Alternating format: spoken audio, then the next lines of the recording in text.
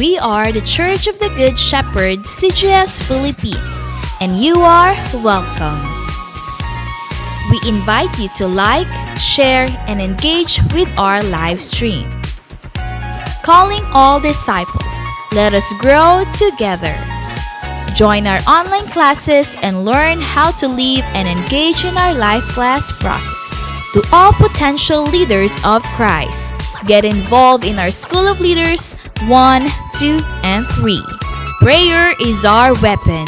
Be part of our daily morning prayer every day at 5 o'clock. Corporate morning prayer via Zoom every first Friday of the month. In-person corporate prayer every last Monday of the month. Leaders of this generation, engage in our leaders meeting with our senior pastor, Pastor Rami Hinares Jr., every Tuesday at 7 p.m. Indeed, we are unstoppable, and the church is getting bigger. Again, we are the CGS Philippines, and we have the vision.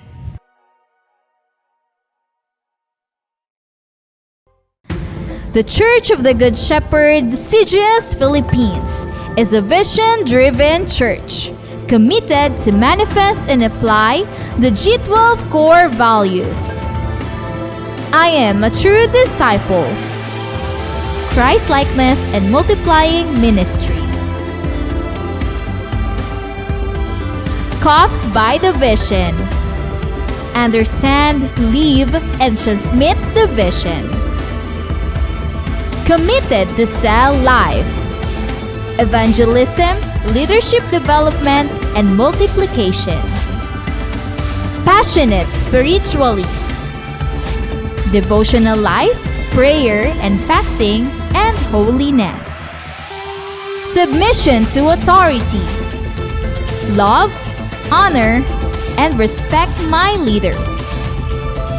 Commitment to time. Manage and invest my time for the kingdom. Lifelong relationship. Accountability and responsibility. I love equipping and training. Training is my happy hour. I am a leader of 12 disciples. I am born to multiply. Accomplishing church goal setting. I support, help, and fulfill the goals. I want to see my church grow. Pray, work, and invest. The importance of young people. I will prepare the next generation.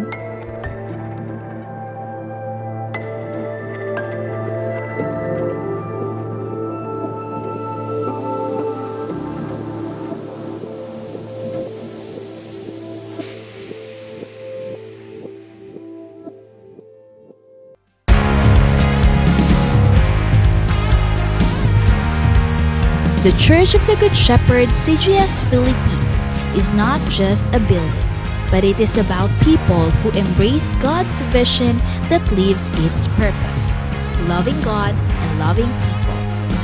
Previous years might be tough years due to the pandemic, but because of God's faithfulness to His church, the vision became even clearer and the calling of His disciples became louder. Through our online platforms, unexplainable breakthroughs become possible, and the church grows bigger and greater. With the help of God's vision manifested to His disciples and leaders, winning people became unstoppable, not just here in the Philippines, but also all around the world. Disciples, leaders, and pastors in different churches became one in spirit to continue to rise up and expand the territory of God's kingdom. As we celebrate and worship the Lord, more than 1,000 disciples woke up early at 6 in the morning for our online simbahay. And to further develop them, more people were involved in the process of discipleship. First in life class, where they learned how to live a life according to the will of God. After life class, To continue the works of God's vision, disciples were trained and equipped through the School of Leaders 1, 2, and 3. Truly, God is faithful and He will not let the church stay ordinary. This year, as the vision goes further, some of the pastors and leaders began to go to the places reached by our online platform. Together with Pastor Rami and Pastor Adele, the church visited some places in the Philippines to connect and expand God's kingdom, the church, and His vision. All these things happens because pastors, leaders, and disciples in different churches and places are committed to prayer every morning and evening. The vision will never stop, and His people will never be silent. It is true, the latter house is greater than the former, for we are the church of the Good Shepherd, and we have the vision.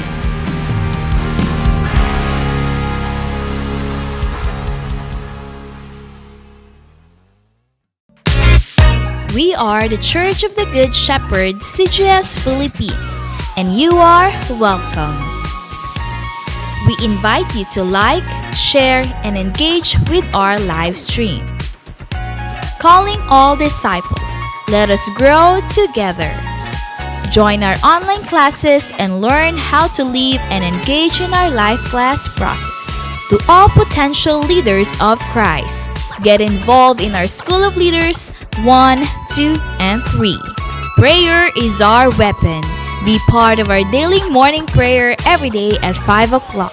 Corporate morning prayer via Zoom every first Friday of the month. In-person corporate prayer every last Monday of the month.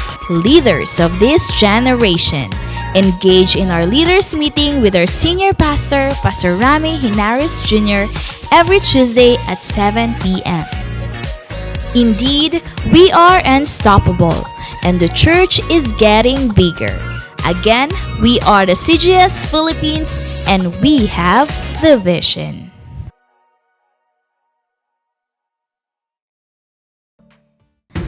The Church of the Good Shepherd, CGS Philippines, is a vision-driven church committed to manifest and apply the G12 core values. I am a true disciple. Christ-likeness and multiplying ministry. Caught by the vision.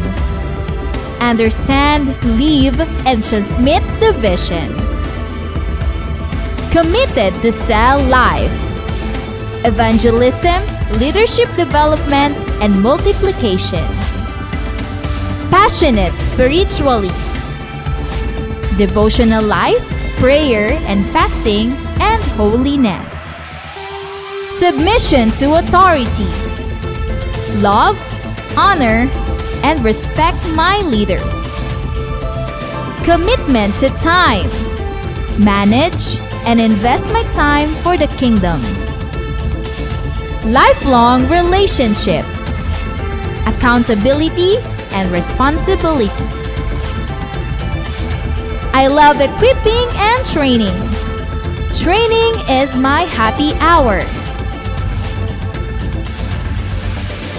I am a leader of 12 disciples. I am born to multiply. Accomplishing church goal setting. I support, help, and fulfill the goals. I want to see my church grow. Pray, work, and invest. The importance of young people. I will prepare the next generation.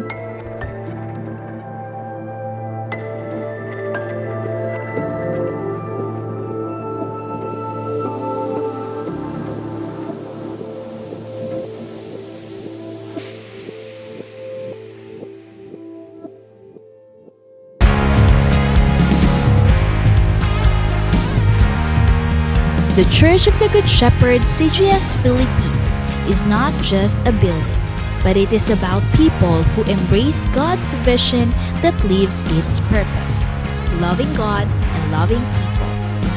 Previous years might be tough years due to the pandemic, but because of God's faithfulness to His church, the vision became even clearer and the calling of His disciples became louder.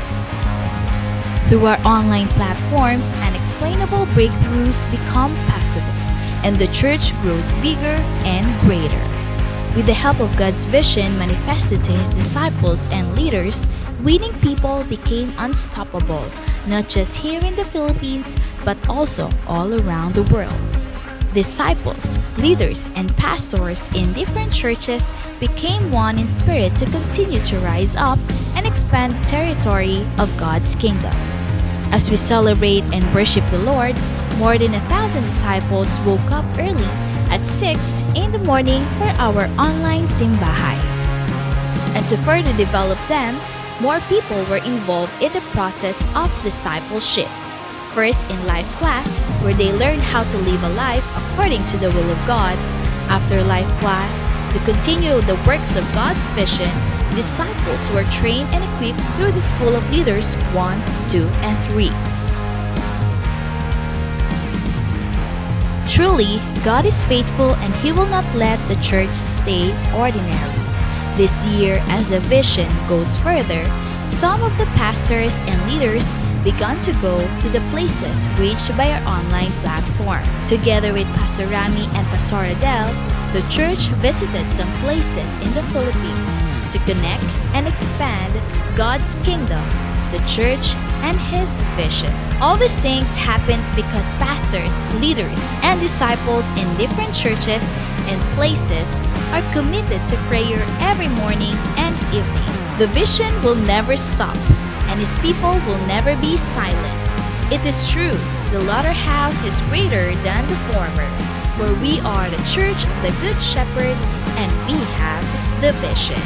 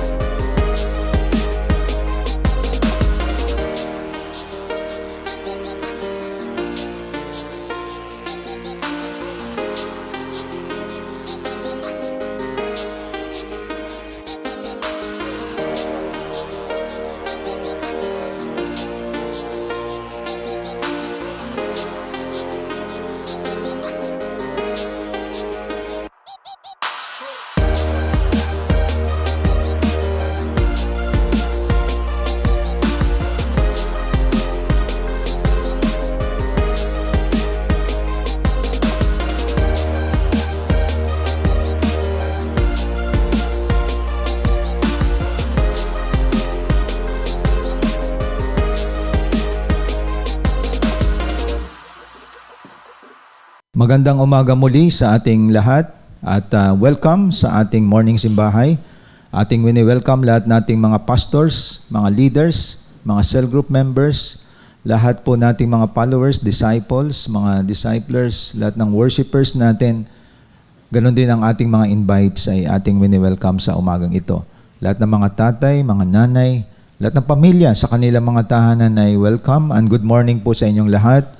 Luzon, Visayas at Mindanao, ganun din po sa abroad. Lahat nating mga leaders sa abroad, lahat nating mga kapatiran na sa ibang bansa, at ganun din sa mga followers natin at worshipers sa iba't ibang lugar ng bansa ay ating wini-welcome. And again, good morning po sa ating lahat. Sa ating pagsimula mga kapatid, ating simulan ang lahat ng ito sa ating panalangin. Dakilang Diyos na makapangyarihan sa lahat, muli nagpapasalamat kami sa panibagong buhay na pinagkaloob mo sa amin, panibagong lakas, at salamat o Diyos sapagkat minsan pa ay pinangalagaan mo kami, palagi mo kaming binibigyan o Diyos ng pabor sa buhay namin at salamat sa araw na ito na ginamit mo ang online platform upang kami po ay makapagpuri at sambahin ka sa espiritu at katotohanan because we know you are limitless God. At the same time, ikaw ay all-knowing God, everywhere God, at saang lugar man kami, naabot kami ng online platform, it's because of your power, O God. At salamat, O Diyos, dahil tinipon mo kami dito sa online upang sama-sama ka naming bigyan ng papuri. Dalangin namin na iyong mga salita ay patuloy na mangusap sa amin. Ito ang aking panalangin sa dakilang pangalan ni Jesus. Amen and amen. Sa oras na ito mga kapatid ay atin pong sama-sama na sambahin ang Panginoon sa pamagitan ng mga awitin dadalhin sa atin ng CGS Philippines Worship Team.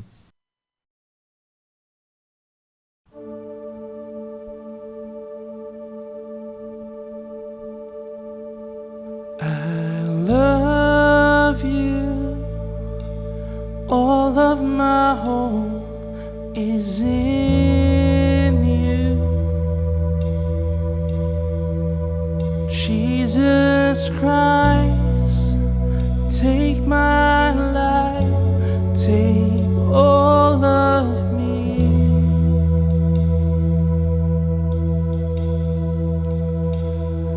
Oh, I love you, all of my hope is in you. Jesus Christ, you take my life, take all of me.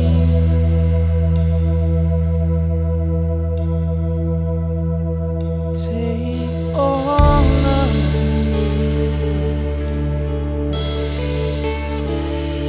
You broke the night like the sun and healed my heart with your great love.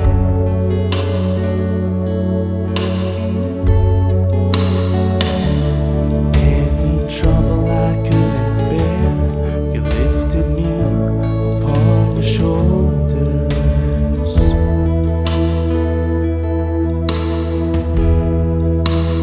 Love that's stronger, love that covers sin and takes the weight of the world. I love you, all of my hope is in you. Jesus Christ, take my life, take all of me.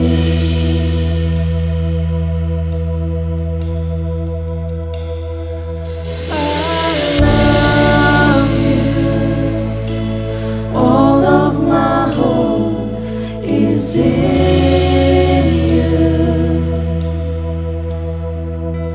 Jesus Christ, take my life, take all of me.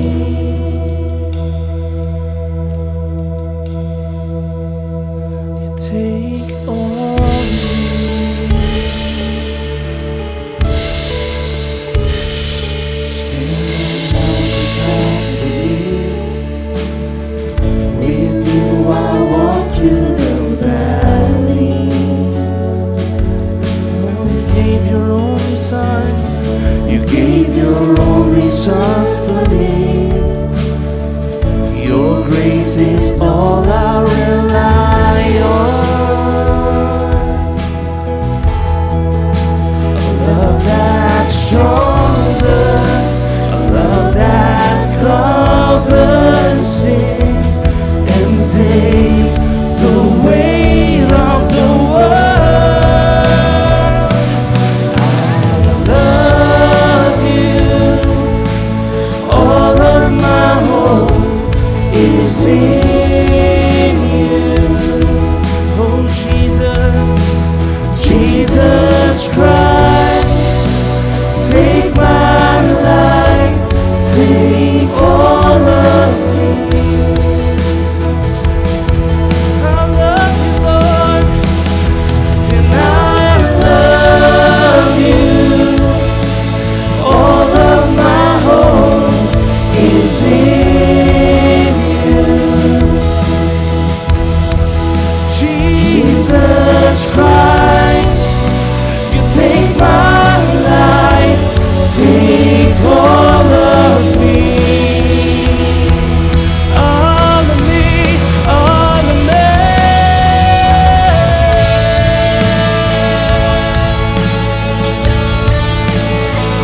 Oh, we worship you today, oh God. We lift our praise to you.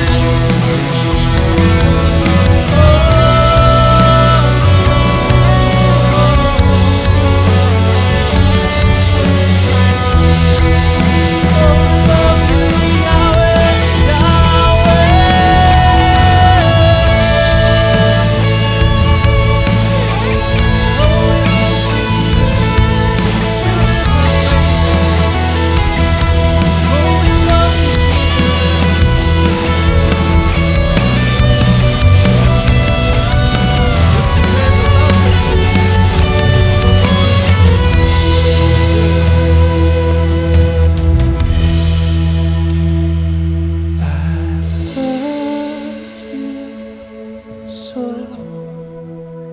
and I give up my life to say I need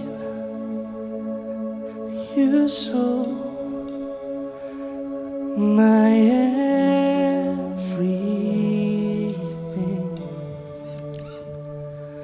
I love you so.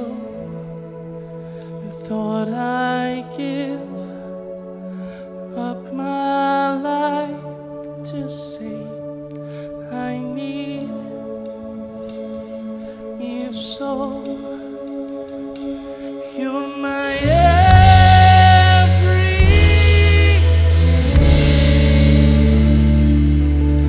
My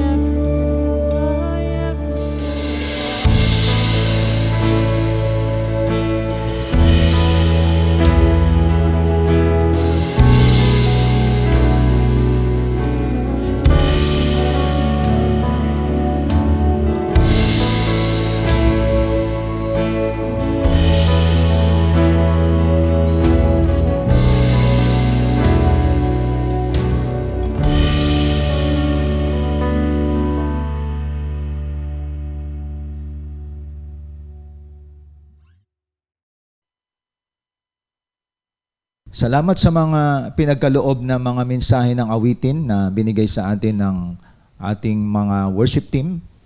At sa oras na ito, naging bahagi na ng buhay natin. Kasama nating partner sa ating pagsamba sa Lord, ang ating mga Bible, ang ating notebook, ang ating ballpen, or may gadget po kayo, maging isa itong pagpapala sa atin na gamitin po natin. As we go on sa ating pagsamba sa Diyos sa pamagitan ng sama-sama nating pagsaluhan sa Kanyang mga salita. Isa sa mga dapat nating tandaan na lahat ng meron tayo, may disenyo ang Panginoon.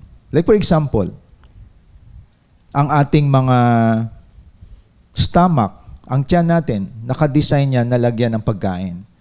Ibig sabihin, kaya tayo ay kumakain. Every day, 3 times a day, may mga snack tayo. Kasi ang tiyan natin, nakadesign yan para lagyan ng food. At siya magdi-distribute ng nutrient sa buong katawan po natin. So, ibig sabihin, lahat ng parte ng katawan natin, may disenyo ang Diyos dito. Ang ating pag-iisip, yung brain natin, nakadesign yan na magbigay ng pagpapasya. At isa sa mga parte ng ating katawan, internal organ natin, isa sa pinakamahalaga dito ay ang ating puso. Ang puso natin ay nakadesenyo ito upang magmahal. No? Ibig sabihin, ang heart natin, nakadesign ito upang magbigay ng pagmamahal. Pero isa sa tandahan natin, ito yung masasabi natin na misuse ang ating mga puso. At ito yung ating pag-usapan sa umagang ito. Isa sa katotohanan na dapat nating malaman, nakadesign ang puso natin na magmahal. At isa sa pinaka binigyan ng emphasis dito sa Bible na ang tanging pinakamataas na mahalin natin sa lahat ay ang ating Diyos.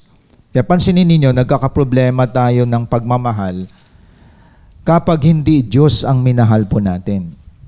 Now, bibigyan ko kayo, no? Although hindi sa pinaka-main text natin, ang Matthew 22:37. So, tingnan natin ang Matthew 22, verse 37. Kung may mga Bible kayo, para ipakita ko sa inyo lahat mga kapatid na we must love God above all. Part po to ng introduction natin. Ano sabi sa 37 dito? Sumagot si Jesus, ibigin mo ang Panginoon mong Diyos ng buong puso, buong kaluluwa, buong pag-iisip. Ibig sabihin, dito sa verse 37, ang puso natin nakadesign na ang Diyos ang pinakamataas na mahalin natin. So, ibig sabihin, we must love God with all our heart, soul, mind, and strength. Ibig sabihin, punuin ang pusong ito ng pagmamahal sa Diyos. Ang problema natin, kaya nagkakawindang-windang buhay natin, iba ang minahal natin. Tama naman na mahalin mo ang husband mo, ang wife mo. Tama naman na mahalin mo ang pamilya mo. Pero ang pinakamataas na bigyan natin ng pagmamahal ay ang Diyos. Dapat ang pamilya natin, asawa, anak natin, turuan sila na mahalin ang Diyos. Kaya may mga tinatawag na broken family or tinatawag natin dysfunctional family, broken relationship, kasi pinakamataas na binigyan ng pagmahal yung husband, hindi ang Diyos. So ito yung premise natin ngayon, na ang pusong ito nakadesign na ang mapuno ito ng pagmamahal natin sa Diyos. Yun ang tamang pagmamahal. At yan ang dapat nating bibigyan ng pansin ngayong umaga kasi marami po ay ang Diyos ay panghuli na lamang kapag may problema. Kaya ang iba, tandaan natin, nagkakaproblema. So pag sinabi natin pagmamahal, simplified natin ngayon to, no? Binibigyan mo ng oras, binibigyan mo ng panahon, binibigyan mo ng effort ang iyong minamahal. So tandaan natin, dito nyo makikita, kaya ka nagpipray, mahal mo ang Diyos. Kaya ka nagbabasa ng Bible, mahal mo siya. Siya ang inuuna mo. Ibig sabihin, ang unang linggo ng ng 7 araw, which is Sunday, may nakalaan para sa kanya. Katulad nito, nasa simbahay tayo. Imagine that, gumigising ka ng madaling araw, you prepare yourself even in online platform, kasi ang nagtutulak sa iyo dyan, you love God. Ang mga walang pagmamahal sa Diyos, yung kailangan na ang Diyos kapag may problema sila, hindi mo makikita dito. Imagine that thousands of people, madaling araw, ay naghahanda sa online simbahay. Kasi dikta yan ang pag-ibig mo sa Diyos.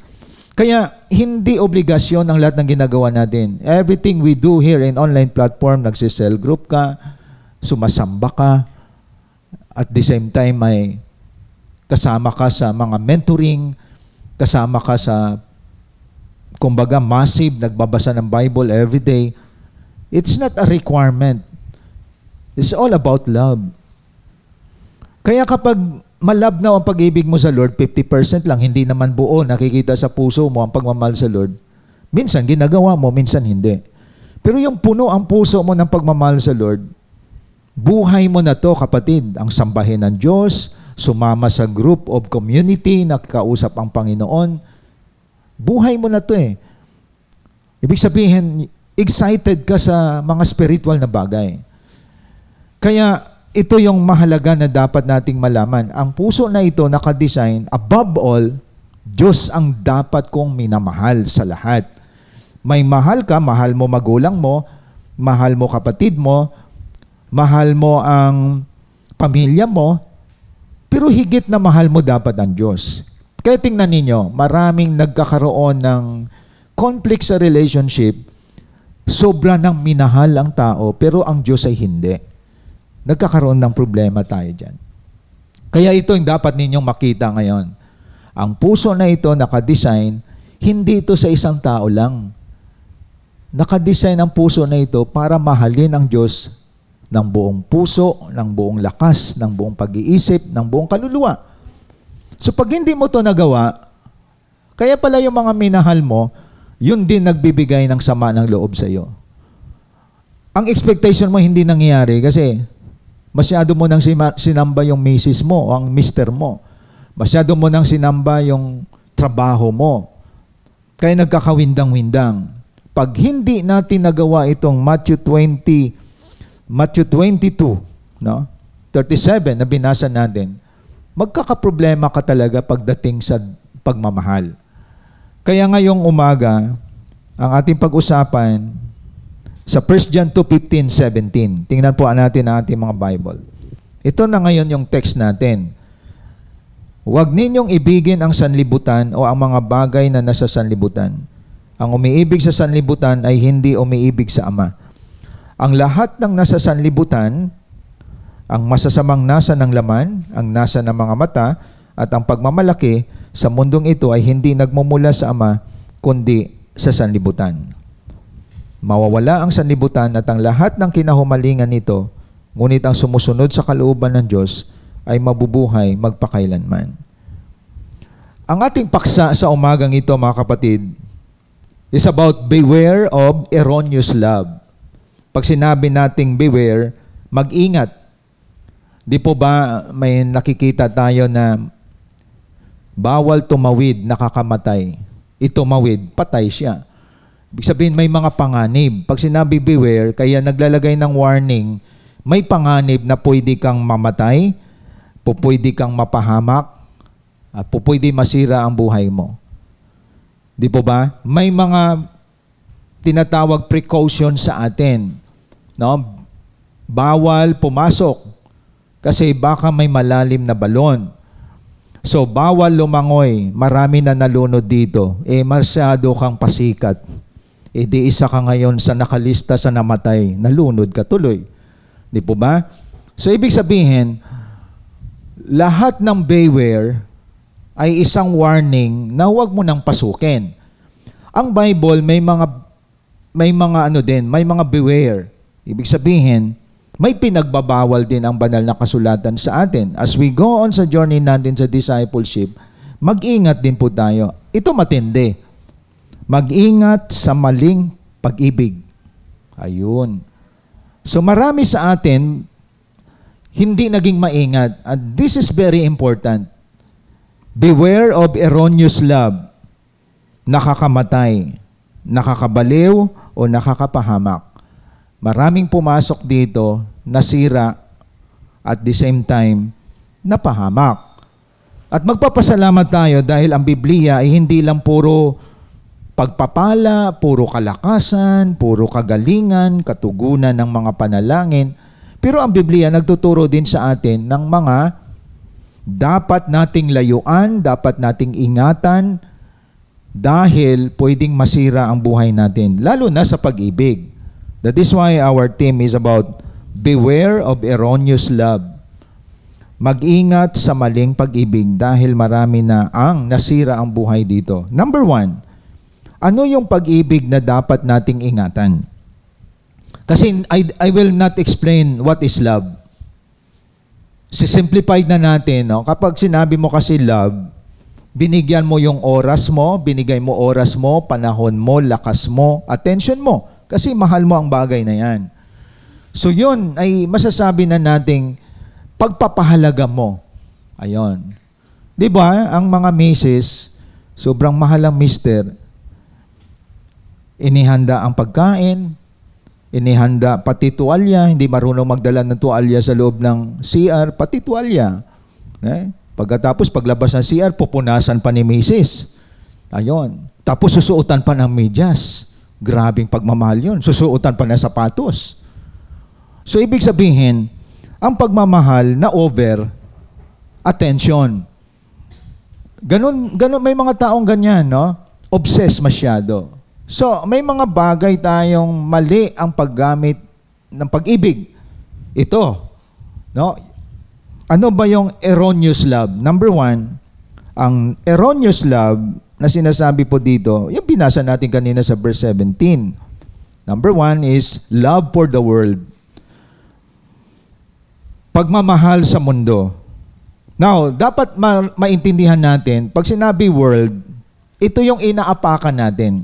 Dito tayo nabubuhay sa earth. That is the world. So may sinasabi sa Biblia na you are in the world, nasa mundo kayo, ngunit hindi kayo taga-mundo. Ibig sabihin, kung ikaw na tao ay spiritual, hindi ka gumagaya sa mundo. So you don't copy the system of the world. Kaya nga, nakatira tayo sa mundong ito, pero hindi ka gumagaya sa mundo. Yun ang sinabi sa Romans chapter 12, verse 1 and 2. Now, tingnan natin ang sinasabi po dito. Sa number 1, ang beware of erroneous love is love for the world. 1 John chapter 2, verses 15 to 17. Huwag ninyong ibigin ang sanlibutan o ang mga bagay na nasa sanlibutan. Okay, very clear po yan. Ibig sabihin, may command ang Bible na hindi natin dapat ibigin ang mundo. Kasi kapag inibig natin ang mundo, sabi dito, ang umiibig sa sanlibutan ay hindi umiibig sa Ama. See? Dito na yung sagot. Bakit hindi natin dapat mahalin ang mundo? Kasi tanda yan na hindi natin iniibig ang Ama. Ano ba ang nasa sanlibutan na hindi natin dapat ibigin? Nandyan din po ang sagot sa talatang yan. Ang lahat ng nasa sanlibutan ang masasamang nasa ng laman. So isa-isahin natin to, no? Kasi ang beware of erroneous love is love for the world. So ano ba yung nasa mundo na hindi natin dapat mahalin? Masasamang nasa ng laman. Lust of the flesh. Ano ba yung lust of the flesh? Now, itong katawan natin, no? Ito yung flesh. Itong katawan natin. This is the lust of the flesh. Mahilig ang ating laman sa mga bagay na masarap. So ano ba yung mga masarap? Pagkain. Sobrang kain ay that is also lust of the flesh, mga kapatid. Kaya iba nagkakasakit kasi lahat kinakain. Basta pagkain, sa kanya masarap yon. Ganon ang problema ng ating flesh, mga kapatid. Kaya marami ngayon, bata pa, ay overweight na. No? Ang iba naman, overeating na. At masasabi natin, may kakayahan na kasing mga tao ngayon na bumili ng pagkain na gusto nila. So lahat ng sakit nanggagaling sa pagkain. So, that is also lust of the flesh, yung pagkain ng sobra. Lahat gusto tikman. Hindi na iningatan ng katawan. Ano pa ang lust of the flesh? Sex outside marriage. Yung na-attract ka sa opposite sex dahil na-attract ka sa kanyang pagkatao at minsan napasobra ang iba diyan. No? Kaya nagkakaroon ng sex outside marriage. Ilan na ang kanyang nagiging karelasyon. It's because of the lust of the flesh. Isa yung example, mga kapatid. Sex, food, mga bisyo, paninigarilyo, alak, sugal, lahat ng yan ay gusto ng laman. And that is loving the world. Yun ang galaw ng mundo. Vices, sugal, sigarilyo, alak, babae, sex, like what I said, mga kapatid, food. Kaya mapapansin mo, saan ka man pumunta, yan ang galawan ng mundo. At dapat bilang mga disciple at anak ng Diyos, hindi tayo dapat umaayon sa sistema ng mundo. Anong sabi pa dito?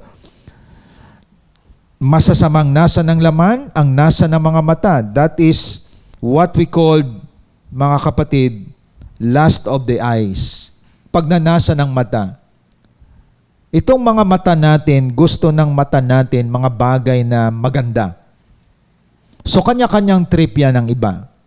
Ang iba, trip niya magagandang bag. So gusto niya makabili ng magandang bag kahit mahal. Ang mga lalaki naman, ang trip nila magandang rubber shoes. So kung pupuntahan mo ang bahay, ang daming mga shoes. Kasi may kakayahan ng taong bumili. Hindi naman masama yon. Kaya lang minsan, hindi na natin needs, nagkabaon-baon na tayo sa utang. So, minsan sunod-sunod na Shopee o Lazada ang dumarating, nakapila na ang mga naghahatid sa atin. At natatambak na lang yung ating mga nabibili minsan. It's because of lust of the eyes. Kapag na-swipe mo ang gadget, ganda to. Baka maubusan ako, bibili ako dito. Mga sales minsan. So because of the lust of the eyes, minsan nalimutan mo nang magbigay para kay Lord, nagamit mo pa ang para sa Panginoon. So ang lust of the eyes ay mga gamit, mga alahas, mga damit, sapatos, yung mga magaganda sa paningin. That is lust of the eyes, mga kapatid. So yun ang pag-ingatan natin. Ano pa ang pangatlo? Nasa ng mata, pagmamalaki sa mundong ito ay hindi nagmumula sa Ama, kundi sa sanlibutan. That is what we call boastful pride of life. Yung pagmamalaki sa mundong ito. Na nakatapos ka ng ganitong school, at the same time may title ka na, mataas ang posisyon mo sa trabaho, mataas ang pinag-aralan mo, estado ng buhay, karangyaan, kalayawan. Actually, normal yan sa mundo. At dapat, hindi natin kinakapi ang mundo. Ano man ang natapos mo, ano man ang sitwasyon mo sa buhay, remain humble before God. So tatlo yan, mga kapatid, na siyang nasasakop ng mundo. Lust of the flesh, lust of the eyes, at the same time, boastful pride of life. Yung nagsisikap ka na marating mo ang ganitong estado ng buhay, hindi dahil maparangalan ng Diyos, kundi para may pangpayabang ka. Hindi yan galaw ng Diyos, kundi galaw yan ng mundo. Kaya wag nating mahalin ang mundo. Minsan, gumagalaw ang mga disciple, mga Christian, mga believer, ayon sa approval ng mundo. Ito, napapansin ko to, no? At isa sa mga ingatan natin. Lalo na sa mga babae. Mag-ingat ang mga dalaga dito. Lalo na kung mga leader kayo, disciple. Parang hindi naman dapat gawin kung may mga tao kayong hinahawakan, susundan nila kayo. Di po ba? Lalo na sa mga babae. Kasi ang mga babae, very attractive yan sa mga lalaki. Ako, nakita ko dito, our body is the temple of God. Huwag nyo i-display yung mga legs ninyo dyan sa Facebook. Huwag nyo i-display yung mga dibdib nyo na lumuluwa na. Di po ba? Kasi wala ka nang dapat ipa-approve sa mundo para lang tanggapin ka, may like ka, may heart ka. May mga manyak dyan sa Facebook. No? Pag nasaan ka, tapos nakikita, disciple ka, leader ka. Di po ba? Tandaan natin, yung pinag-usapan natin, lust of the eyes. Dapat, ang dinidisplay natin, Word of God. Di po ba? Kaya, why you make that? Halimbawa, disciple ka, leader ka. Dinidisplay mo yung pusod mo habang sumasayaw ka. No? Dinidisplay mo yung mukha na lang lumabas ang buong dibdib mo. At ang hita mo, hindi ka naman masasabing kilala na pasyonista. No? At ito, sinasabi ko sa inyo kasi ang Bible, hindi lang nag-encourage, nagre-rebuke din. And that is the style of the word. No? Kaya we need not to copy the world because we are the representative of heaven. We are not the representative of the world. Kaya sa mga babae, mag-ingat po kayo. Maging modest po tayo sa ating mga sinusuot. No, ingatan ninyo ang inyong mga physical body. Yan ay i-preserve ninyo, mga kapatid, lalo na sa mga dalaga, no? Ganon din sa mga nanay, lalo na sa mga nanay, ang sagwa, no? Kung ang nanay nagdi-display pa ng kanyang dibdib, ang kanyang pusod, di ba? Maraming masusukan yan, mga kapatid. No? Just you seek for approval sa TikTok, di po ba? Trying hard na nagsasayaw na hindi naman nakakatuwa. So, dapat maging blessing po tayo. Kasi, huwag tayong sumabay sa mundo. Ano ba gusto mo? You want approval of the world? But the Bible is very clear. Love not the world. Love not the system of this world. Kasi ang mundong ito, palakpakan ka kapag kita yung hita mo. Palakpakan ka kapag kita ang dibdib mo. Lalo na may mga lalaking mapagnanasa sa laman. Kaya nga isang warning sa atin, ano bang nasa mundo? Pagnanasa ng laman, pagnanasa ng mata, pagnanasa ng kayabangan sa mundong ito. Di po ba? Sabi dito, lahat ng yan ay gawa ng sanlibutan. Pagmamalaki sa mundong ito. So tandaan natin, bawat galaw at kilos natin, we don't seek the approval of the world, but we seek the approval of God. Because we love God. Kaya beware of erroneous love, mga kapatid. Kaya kapag ang tao ay insecure, kapag may insecurity ang isang tao, gagawin niya lahat para mapansin lamang siya. At hindi niya alam, gumagalaw siya sa approval ng mundo. Very clear ang Bible, huwag ninyong ibigin ang sanlibutan. Ang mga bagay na nasa sanlibutan. Yan ang isa sa dapat maging clear sa atin. Hindi makita sa atin yung lust of the flesh, lust of the eyes, the boastful pride of life. Kahit sa mga lalaki din, pag lalaki ka na hindi ka devoted kay God, attractive sa mga lalaki, mga mata nila, mahilig sa magaganda. Mahilig sa magaganda ang mata natin. Magagandang bagay at lalo na sa opposite sex. So hindi dapat ang mga lalaki na mahulog din diyan. Ano po? So very tempting ang buhay ng mga lalaki, dapat nakapokus sila, laliman nila ang kanilang koneksyon sa Panginoon. No? Binata man yan o may asawa. Dapat focus tayo sa pinapagawa sa ating divine assignment ng Panginoon, mga kapatid. Kasi nakikita natin, ang mata natin kapag hindi natin to sinuko sa Lord, ang buhay natin, ang laman natin ito, hindi sinuko sa Lord, mapapahamak po tayo. Kaya marami po nagkakasakit. It's because of the sin committed ng bawat isa sa atin. Kaya isa sa ingatan nating pagmamahal ay ang pagmamahal sa mundo. No? Very clear, huwag ninyo ibigin ang sanlibutan. Dahil hindi ito nagmula sa Diyos. Very clear din sa 17, mawawala ang sanlibutan at ang lahat ng kinahumalingan nito. Ngunit ang sumusunod sa kalooban ng Diyos ay nabubuhay magpakailanman. Susundin natin kalooban ng Diyos. Kaya nga kanina sa unang umpisa ko sa Matthew 22:37, ang mahalin natin ang Diyos ng buong puso, buong kaluluwa, buong pagkatao.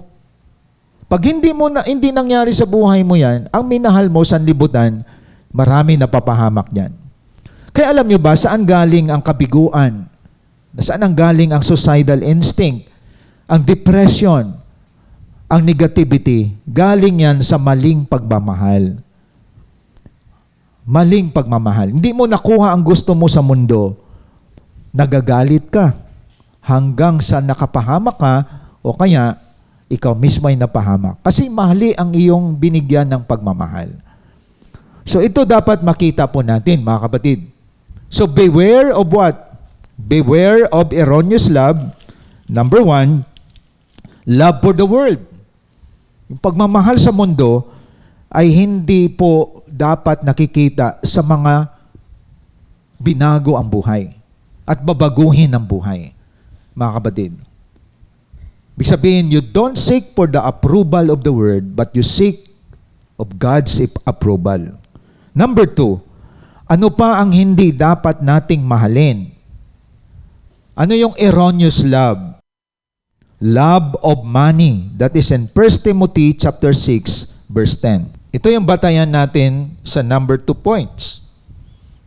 Sapagkat ang pag-ibig sa salapi ay ugat ng lahat ng kasamaan.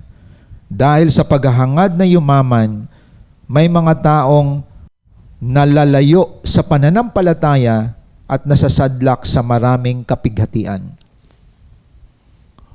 So love of money ay erroneous love yun.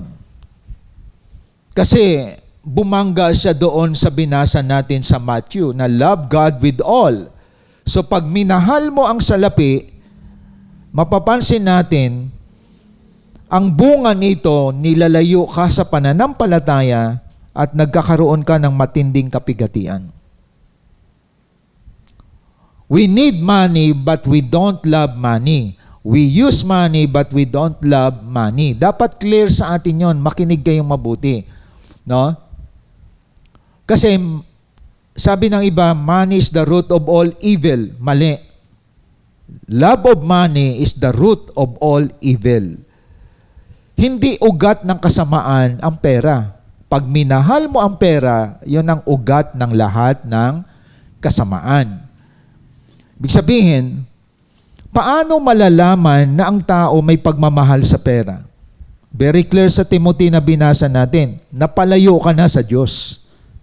At the same time, nasadla ka na sa maraming kapighatian. Baon ka sa utang. Ang sabi sa iyo, win souls, ang ginawa mo naman, naghanap ka ng mautangan. Kasi ako naniniwala, hindi ang tao mababaon sa utang kung nagtitiwala sa Diyos. You know how to manage money if you don't love money. Ang sabi ng Bible, love God. Ang sa iyo naman, you love money. Alam niyo, ang totoong nagmamahal sa Diyos, meron siyang generosity. Ang may pagmamahal sa pera, stingy yan. Tikom ang kamay. Kasi takot siya mabawasan. Ibig sabihin, nag-gather siya ng money for himself. Not to help others, not for the glory of God, but for himself. At itong sinasabi dito, beware of erroneous love, and that is love of money. And sinabi sa Hebrews 13:5, lahat tayo dapat, we must free ourselves from the love of money. Same din sa 2 Timothy chapter 3 verse 2. So ibig sabihin, ang erroneous love, yung minahal mo ang pera. Isang example lang sa atin ngayon dito, mga kapatid. Ang bansa natin ngayon, nababasa niyo naman yan sa technology na hawak natin, no? Kasi ang media ngayon malawak. Ang sabi ng isang pastor na kilala, may malaking church yan, na-interview siya. Anong masasabi mo sa ating bansa? Sabi ng pastor na ito, ang bansa natin ay mayaman. Mayaman ang bansa natin at walang maghihirap na Pilipino kung ang lahat ng opisyales ng ating government from top to bottom ay marunong sila magpatakbo ng bansa natin, na lahat ng pumapasok sa bansa nating kinikita ay hindi kinukurap, hindi ninanakaw. Kung tingnan natin, sobrang lawak na ng korupsyon sa bansa natin. Walang Pilipinong naghihirap, walang Pilipinong namamatay, maraming namamatay sa gutom, sa sakit, sa baha. Dahil lang nasa leadership ay rampant ang korupsyon. At naging normal na ngayon ang pagnanakaw. Nakasuot pa yan ng magagarang mga damit. May guard pa yan. magagarang sasakyan. Ginagalang pa yan, mga kapatid. At makikita po natin ang kawawa itong mga Pilipino. Tayo mga Pilipinong tao. Tayo mga butante. Ibig sabihin, kung tingnan natin, hindi mahirap ang mga Pilipino. Hindi kailangan mga ibang bansa kung matuwid ang mga namumuno sa ating bayan. Hindi naging self-centered, hindi naging selfish, hindi naging ganid, hindi naging sakim. Kaya isa sa mga sinasabi ng Biblia, ang pag-ibig sa salapi ay ugat ng lahat ng kasamaan. So kahit sa ating mga pamilya, nagkakaroon ng inggitan, nagkakaroon ng awayan, may nakausap ako minsan isang security guard. Kinwento niya, matagal na siya sa kanyang pagiging guard. Napakayaman ng kanyang amo. Sabi niya, "Sir, sobrang yaman ng amo ko. Minsan sila magkakapatid, nagpapatayan. Papatayan sila dahil sa kanilang mga property." So, ibig sabihin, it's because of the love of money, walang kapakapatid. Ibig sabihin, lahat ng tao na nagmamahal sa pera, salapi, kwarta, kayamanan, anuman yan, nababago ang ugali. Sinasaniban ni Satanas. At wala ng kapakapatid, wala ng tinatawag na pagpahalaga sa kapwa. It's because of the love of money. Loving money, mga kapatid, equivalent yan na you worship money. Kaya pansinin ninyo, ang mga taong nagmamahal sa pera, hindi mahalaga ang Diyos sa kanila. Kasi yon ang kanilang security. Yon ang kanilang sandigan. Kaya kung maari lang hindi mabawasan ang kanilang kayamanan. Kaya tandaan natin, ang kayamanan ginagamit yan sa gawain ng Diyos. Ang kayamanan ginagamit yan sa pagtulong sa kapwa. Ang kayamanan, tandaan po natin, ay ginagamit yan para sa kabutihan ng marami. Hindi yan ginagamit sa pansarili lamang. At hindi yan ginagamit, tandaan natin, hindi mo ginagamit ang hindi para sa iyo. Kaya masasabi natin, ang corruption, nag-start minsan yan sa bahay, papunta sa labas. Ayon. So mga educated na yan, ha? Mga matatalino yan. Kaya ang pagmamahal sa pera ay minsan sinasantabi mo na yung dangal mo. Sinasantabi mo na yung integridad mo. Dahil sobrang naging sakim at ganid ang tao sa salapi. Wala nang kahihiyan, mga kapatid. At yan ang bunga ng erroneous love. Maling pagmamahal.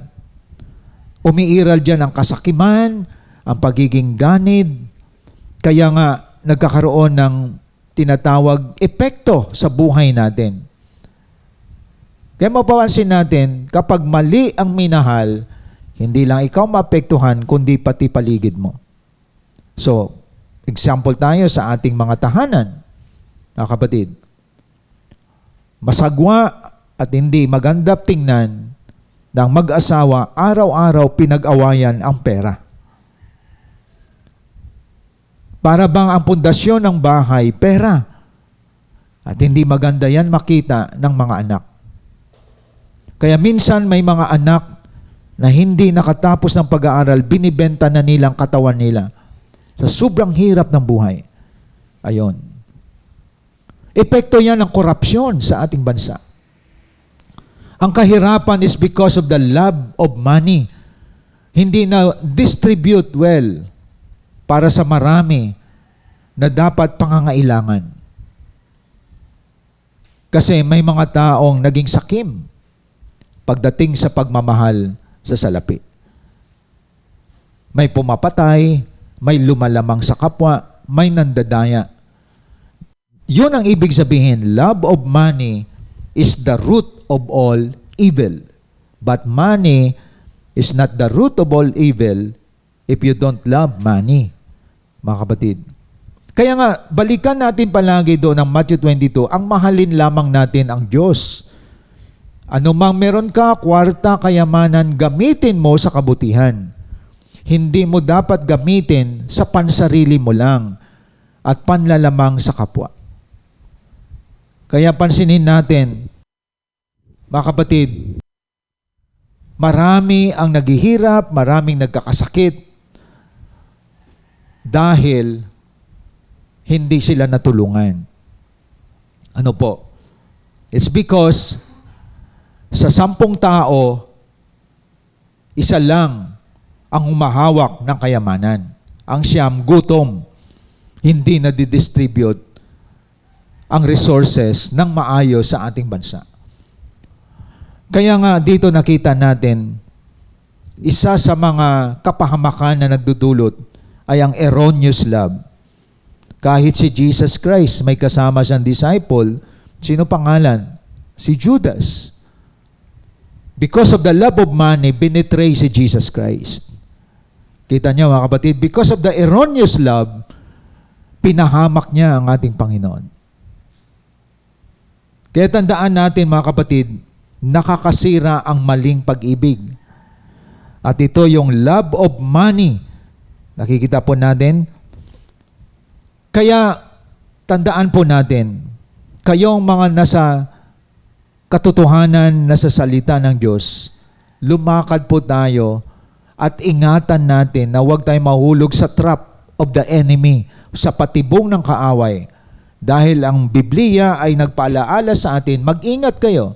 Mag-ingat sa pagmamahal sa mundo, mag-ingat, iwasan ang mahalin ang pera, iwasan ang mahalin ang mundong ito. Nasa mundo tayo, pero hindi natin minamahal ang lahat ng practices ng mundong ito. Gumagalaw ka sa mundong ito, hindi mo piniplease ang nasa mundo, kundi ang Diyos. At sa panahon natin ngayon, kumikilos ka hindi dahil sa pera, dahil mahal mo ang pera, kundi ginagamit mo ang pera sa tama. Alam nyo kung tapat tayo na ibalik ang para sa Panginoon, tuturuan tayo ng Lord paano gamitin ang pera na natatanggap po natin. Isa pa yan. Di po ba? Kapag hindi natin naibalik ang para sa Panginoon, ang sabi doon sa Malakay, magnanakaw din tayo.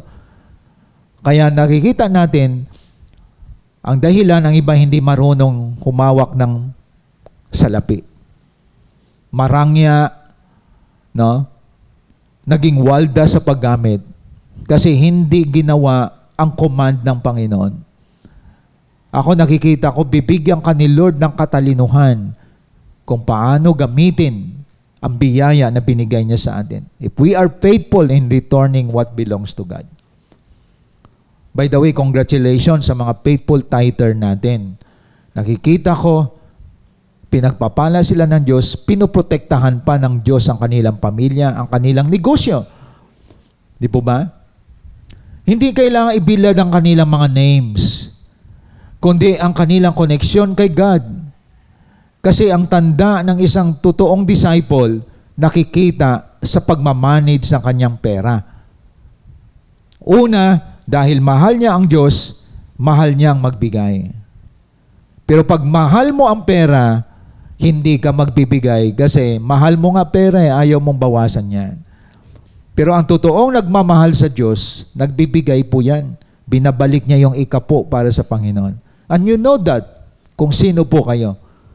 At nakita niyo naman, andun yung pag-iingat, proteksyon ng Diyos sa inyo mula sa sumpa. Kaya ang pagmamahal sa pera ay sumpa yan, mga kapatid. Sumpa po yan.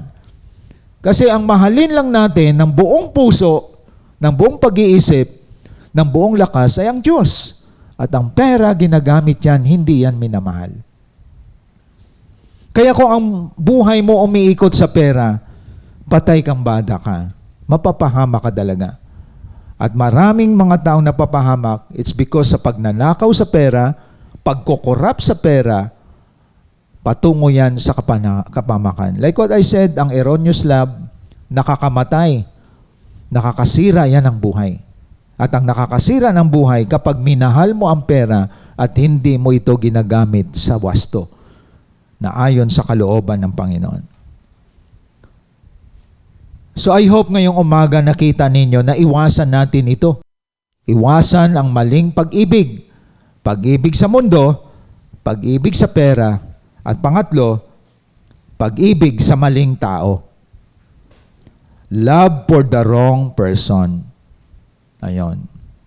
Ibig sabihin, pwedeng magmahal, pero dapat tamang tao ang minamahal natin. Now, Pastor, sino ba yung mga wrong person na hindi dapat mahalin? Ito yung dapat nating bigyan ng pansin. This is the last point natin. Ang minahal mo ba tamang tao o maling tao? Ako magbibigay ng halimbawa sa inyo dito. Loving the wrong person ay pwedeng ikakapahamak din natin kapag wala tayo sa Panginoon. Now, isa sa example ko dito, now, before we go sa verse, isa sa example ko dito mga kapatid, may isang sikat na singer, kilala siya. Gusto ko yung mga kinakanta niya. Isa sa mga kinakanta niya na familiar sa ating lahat, The Greatest Love of All. Ang story pala ng singer na to, na nasa Amerika, sikat siyang singer, and you know kung sinong taong ito. Galing pala siya sa church. Mga awit siya sa church. Yung boses niya talaga ang ganda. No? Napaka-rare ng boses niya. Isa siyang nagka-choir sa church. Inaasahan ang boses niya sa church. And nalaman ko, ang tatay niya, I think, is a pastor. Kaso lang, lumabas siya sa mundo ng mga Kristiyano. Tumawid siya sa mundo mismo, the world system. Nakilala siya sa mundo sa sobrang ganda ng boses niya. At lumipas ang mga taon, talagang napakasikat niya. Ngunit itong huli lang mga kapatid, I think 5 years ago o 10 years ago, nalaman natin, ako din nakaalam, nag-concert siya, walang lumabas na boses. Bino siya ng mga fans niya. Pero meron pa rin naiwang mga fans niya. Wala nang lumabas na boses sa kanya. Natuklasan, nagtitake pala siya ng droga. At ang pinakapinali na concert niya ay inaasahan ng marami. Nag-held siya again ng another concert para sa kanya mga fans. Hindi siya nakasipot sa concert niya. Nalaman sa hotel na overdose siya ng drug. Namatay siya sa droga. At nalaman ang partner niya pala, nakasakasama niya, ang naging partner niya, nakasama niya, nagda-drugs din. Ito yung typical example na love for the wrong person. Biro mo, galing ka sa church, ginagamit ka sa church, lumabas ka, pumunta ka sa mundo ng kasikatan, at napakasaklap ng kamatayan mo. Nadatnan na lamang sa bathtub, patay na. Hindi natuloy ang concert. Sikat na singer ito. Galing sa Christian family. So, ibig sabihin, mapanganib ang pagmamahal sa maling tao. That's the typical example, mga kapatid. Ang maling tao, yung leader ka na, nagjowa ka ng maling tao, iniwanan mo ang leadership. That's loving the wrong person. Kaya sino yung mga wrong person? Nilalayo ka sa Diyos. Yun ang katotohanan nun. Ang wrong person, may kilala rin ako, masipag na husband. Sa gawain, pinagsilusan ng misis, hindi na nagpatuloy. Palagi na lang tinatawagan, palagi inistorbo sa cell group, hanggang hindi nag-cell group. Kasi may mga misis na gusto makita ang husband nila tumutungga ng alak kaysa nagsi-cell group. So may mga bad wife din, mga kapatid. Kung saan ang mga mister masigasig na nagsiserve, ito naman mga misis, nagsiselo sa gawain. Ang tawag noon, mga bad wife. wrong person din yon. Pwede yung wife mo ay wrong person kung nilalayo ka rin niya sa gawain. Or your husband. Papakita ko sa inyo na mayroong bad wife sa Bible. Si Job, inatake siya ng mga pagsubok. Ibig sabihin, si Mrs. Job, gusto lang karangyaan. Nung sila ay nagkaroon ng pagsubok, inalaw ang matinding trahedya sa buhay ni Job, nawala ang kanyang property, namatay ang mga anak niya, at nagkaroon pa siya ng sugat. Anong sabi ni Mrs. Job? Chapter 2, 9-10. Tingnan po natin. Sinabi ng kanyang asawa, mananatili ka pa bang matuwid? Sumpain mo ang Diyos at nang mamatay ka na. Wala ng pera, wala ng property, wala ng kayamanan si Job. Ito namang si Mrs. Job. Manatili ka pa ba dyan? Sumpain mo lang Diyos mo at nang mamatay ka na. Grabing wife to, no, mga kapatid? Nag-enjoy siya sa kayamanan ni Job. Nag-enjoy siya sa karangyaan ng buhay. Nung nagkasakit si Job na wala mga property, siya ang nagsulsul kay Job na lumayo sa Diyos. Ito yung mga wrong person. Pwede ba ang wife maging wrong person? Yes. Kapag ang wife ay sinusulsulan ka na lumayo sa Diyos. May overtime ka, wala na tayong mga pambayad sa kuryente, sa ilaw, tigilan mo na yung cell group na yan. No, mamamatay ng mga anak mo sa gutom. Ay, si Mister, sunod din sa Mrs. Pero si Job hindi. Hindi siya sumunod sa wife niya. Kasi meron siyang strong relationship with God. Kaya tandaan natin mga kapatid, napaka-weak mo kapag ang nag-influensya sa iyo, wrong person. Either your wife, your husband, your friend. So ang mga wrong person is the bad company. Mga barkada na mali. 1 Corinthians 15:33, bad company corrupts good character. So mga wrong person, ito yung mga taong sinusulsulan ka na layuan ng Diyos, pagkukwentuhan ka ng mga negative sa church, lahat na lang, hindi mo alam, padala pala ni Satanas yun para ikaw ay humina sa pananampalataya. Kaya always remember this, mga kapatid. Ang inaatake ng kalaban, yung mahihina sa church, yung madaling sulsulan, yung mga nakikinig sa mga wrong person, wrong people.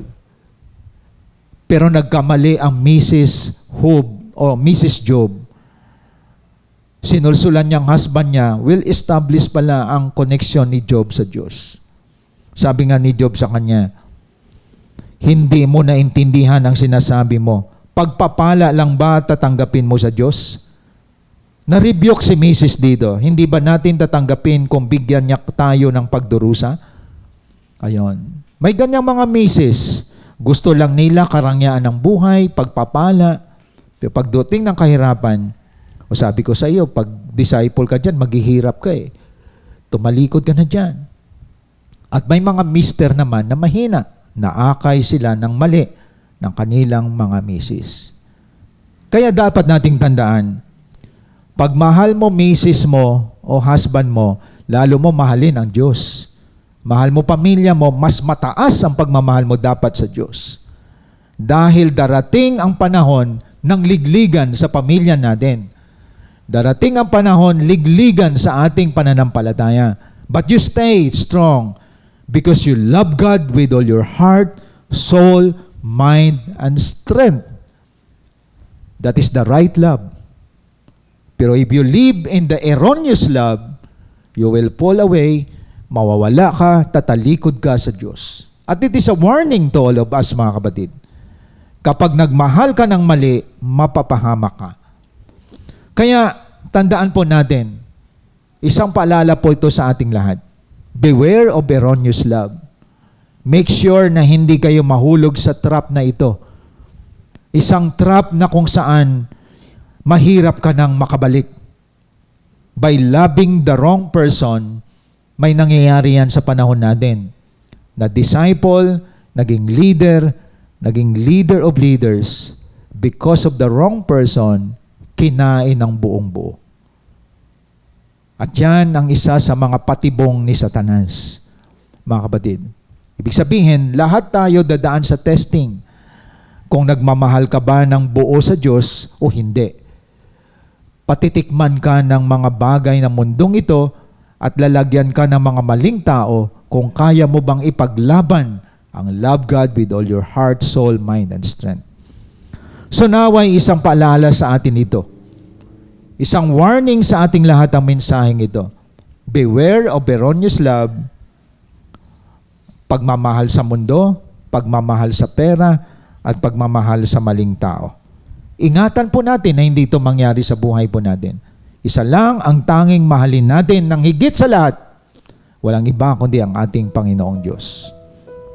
Kaya sa ating pagtatapos, erroneous love destroys your life and your connection with God. Tandaan natin yon. You must examine yourself to see if you are truly living in love for God with all your heart, mind, soul, and strength. So we need to examine ourselves, mga kapatid. So before we close, ating pakinggan ang mensaheng ito na ibibigay sa atin ng CGS Philippines Worship Team.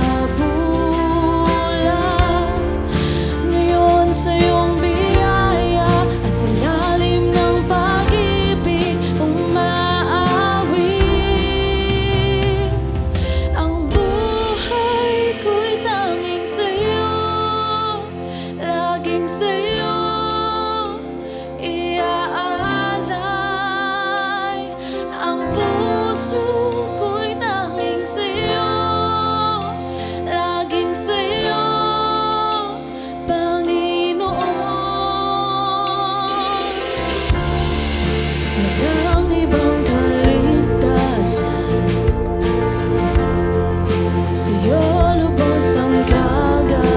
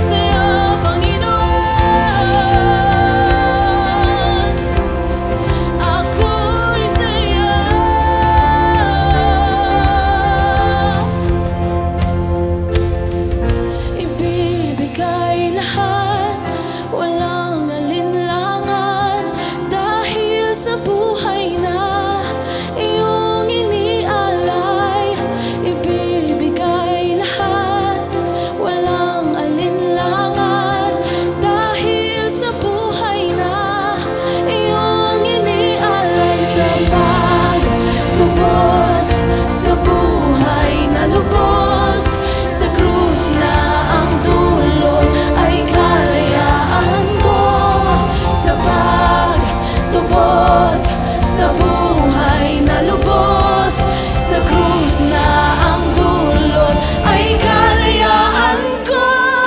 Ang buhay ko'y tanging sa'yo, laging sa'yo iaalay.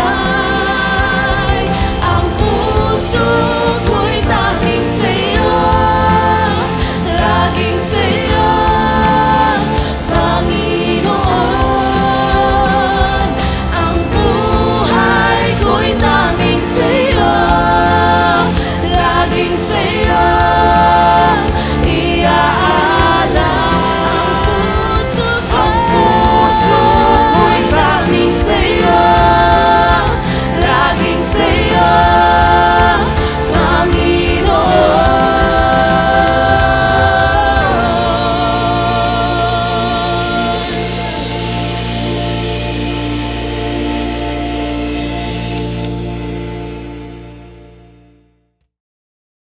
Let us pray. Maraming salamat sa paalaala mo sa amin, Panginoon, na iwasan namin ang maling pag-ibig. Pag-ibig sa mundo, pag-ibig sa pera, pag-ibig sa maling tao, na siyang bumubuyo sa amin na layuan ka. Thank you so much, O God, sa warning na ito, na isa lang ang dapat naming tandaan.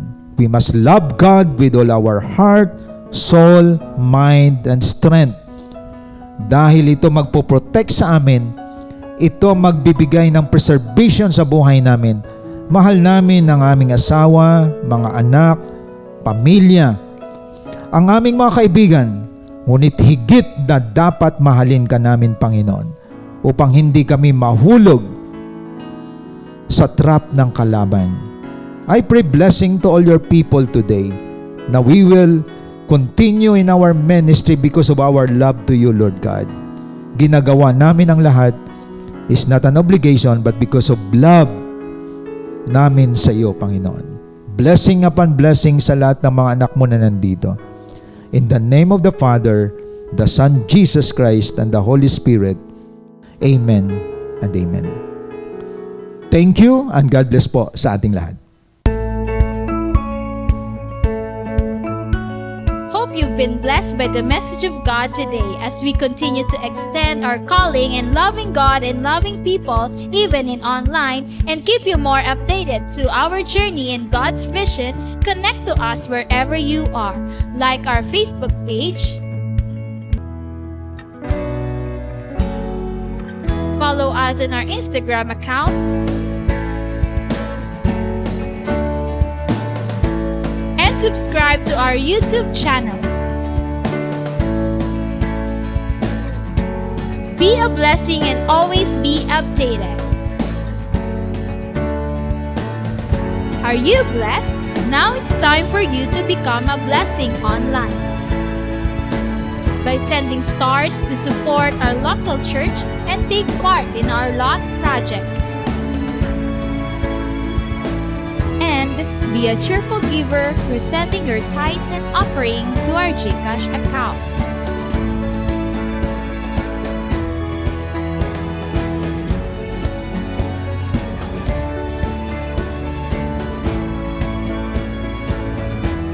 See you on our next online worship.